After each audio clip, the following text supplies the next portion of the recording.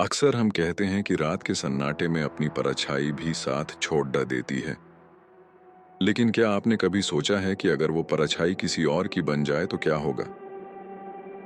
समीर, जो एक software engineer था, ऑफिस के काम में इतना उलझ गया कि उसे समय का पता ही नहीं चला। जब वो ऑफिस से बाहर निकला तो स्टडी एचकें सुनसान थी। कोहरा इतना घना था कि हाथ को हाथ नहीं सूझ रहा था। समीर ने अपना फोन निकाला। बैटरी सिर्फ 3%। उसने कैब बुक करने की कोशिश की, पर स्क्रीन पर एक ही मैसेज आ रहा था, नो कैब्स अवेलेबल। तभी दूर अंधेरे से एक चरमराती हुई आवाज आई, टर टर टर। एक पुराना ऑटो जिसकी हेडलाइट बार बार झपक रही थी, समीर के पास आकर रुका। समीर को राहत मिली, लेकिन जैसे ही वो ऑटो के करीब पहुंचा, उसे एक अजीब सी सार्डन की बदबू आई, जैसे कोई चीज बहुत दिनों से बंद पड़ी हो। उसने ड्राइवर की तरफ देखा। ड्राइवर ने एक पुराना मटमैला मफलर लपेटा हुआ था और उसका चेहरा पूरी तरह अंधेरे में था। समीर ने कहा, भाई, पुरानी बस्ती चलोगे? डबल पैसे दूंगा। ड्राइवर ने कोई जवाब नहीं दिया। उसने बस अपना ठिठुरा हुआ हाथ बढ़ाया और मीटर डाउन कर दिया। वो हाथ इतना सफेद था जैसे बर्फ। समीर बिना कुछ सोचे पीछे बैठ गया। जैसे ही ऑटो चला, समीर को लगा कि पीछे की सीट गीली है। उसने छूकर देखा, वो पानी नहीं था, वो कुछ चिपचिपा सा था।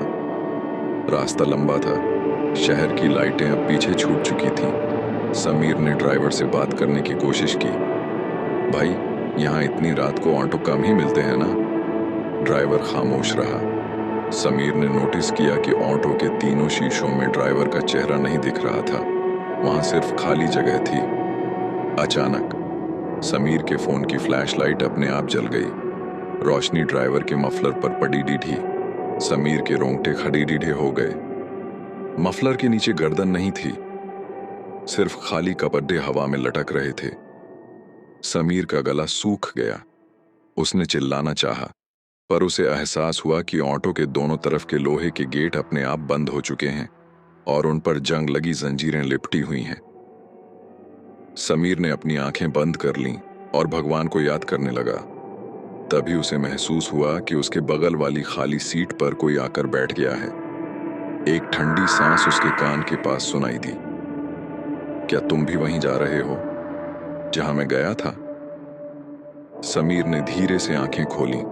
बगल में कोई नहीं था, पर सीट पर एक गहरा गड्ढा बना हुआ था, जैसे कोई अदृश्य शक्ति वहां बैठी हो। ऑटो की रफ्तार अब 100 के पार थी। बाहर का नजारा बदल चुका था। सड़क गायब थी। चारों तरफ सिर्फ ऊंचे ऊंचे पुराने दरख्त और टूटी हुई कब्रें दिखाई दे रही थीं। समीर ने देखा कि ऑटो का मीटर अब पैसों की जगह साल दिखा रहा था। 1990, 1980, 1970। समीर ने हिम्मत जुटाई और पीछे से ड्राइवर का मफलर खींच लिया। मफलर गिरते ही समीर की चीख निकल गई। ड्राइवर की सीट पर कोई इंसान नहीं, बल्कि एक कंकाल था जिसने वही शर्ट पहनी थी जो समीर ने आज पहन रखी थी।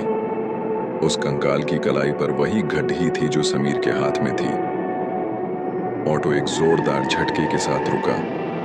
सामने एक पुरानी कब्र थी जिस पर पत्थर लगा था। समीर लड़खड़ाते हुए बाहर गिरा। उसने पत्थर पर लिखा नाम, प्रभु। वहां लिखा था, समीर, 1998 से 2026, आज की तारीख।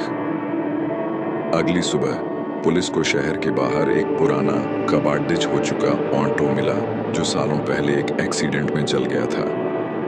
उस ऑटो की पिछली सीट पर एक मोबाइल फोन मिला जिसकी बैटरी अभी भी 3% थी। उस पर एक रिकॉर्डिंग चल रही थी जिसमें सिर्फ समीर के चीखने की और एक पुराने इंजन के घर घराने की आवाज थी। समीर आज भी लापता है, या शायद वो आज भी उस ऑटो में बैठा है, अगले मुसाफिर का इंतजार कर रहा है। तो याद रखिएगा, अगर रात को कोई अकेला ऑटो आपके पास रुके तो बैठने से पहले ये जरूर देख लेना कि चलाने वाला जिंदा है या नहीं।